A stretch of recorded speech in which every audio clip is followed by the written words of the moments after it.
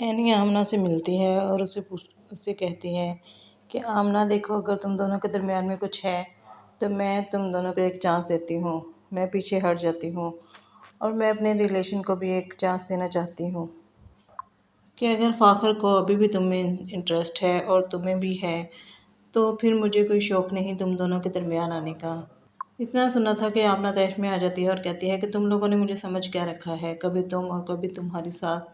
آ جاتی ہے مجھے باتیں سنانے۔ تم لوگوں کو کیا لگتا ہے کہ میرے لیے فاخر کے علاوہ میرے لیے دنیا میں کوئی نہیں ہے؟ بہت ہو گیا اینی، میں تم کو میچور سمجھتی تھی، میں سمجھتی تھی کہ تم سب کچھ بہت اچھے سے ہینڈل کر رہی ہو، لیکن تم میرے بارے میں ایسا سوچتی ہو،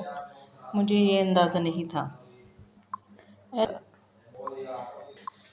اینی گھر آ کر اپنی ماں عائشہ سے سب کچھ ڈسکس کرتی ہے تو عائشہ اسے سمجھاتی ہے کہ بیٹا اینی دیکھو، یہ تمہاری غلط فہمی بھی تو ہو سکتی ہے، میں نے خود دیکھا ہے کہ فاخر تمہارا کتنا خیال رکھتا ہے، تمہاری کتنی پرواہ ہے اسے، اور تم ان باتوں کو اپنے ذہن پر سوار مت کرو۔ دوسری طرف حبیب عالیہ کو فون کرتا ہے اور اسے کہتا ہے کہ اپنی بہن راحیلہ کو میرے گھر سے لے جاؤ، تو عالیہ اسے کہتی ہے کہ حبیب بھائی آپ ایسا کیوں کر رہے ہیں، تو وہ اسے ساری باتیں بتاتا ہے اور اسے بتاتا ہے کہ کس طرح سے اس نے زیور چوری کروایا، مجھے سب پتہ چل چکا ہے، اور وہ پولیس والے کے ساتھ مل کر پتہ نہیں کیا چکر چلاتی رہی ہے، اور پتہ نہیں اس نے کیا کیا کانڈ کر رکھے ہوں گے، مجھے ایسی عورت کے ساتھ نہیں رہنا۔ تو عالیہ کہتی ہے کہ حبیب بھائی آپ اسے ایک چانس تو دے ہی سکتے ہیں، تو حبیب کہتا ہے کہ میں نے اسے منہ زبانی طلاق دے دی ہے اور اپنے پورے ہوش و حواس میں